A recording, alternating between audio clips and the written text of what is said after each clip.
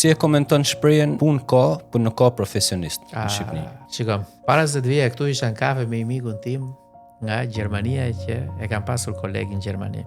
Në diskutime sipër në kafe, thash, po si ike në Gjermani?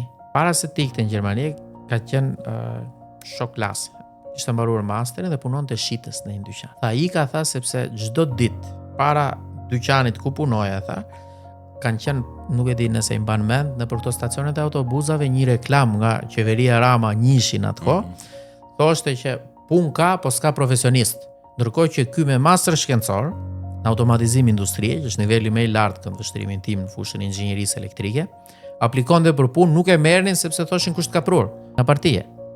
Pra, kjo shprehje ka punë, nuk ka profesionist, mua më duket mashtrim shumë i madh sepse edhe sot ke shumë të rinj që janë shumë taft në punën që bëjnë, por nuk e ka babin apo mamin me njohje politike, por e ka njëri thjesht qytetar, thjesht të vendit, sot nuk punojnë në profesionin e tyre.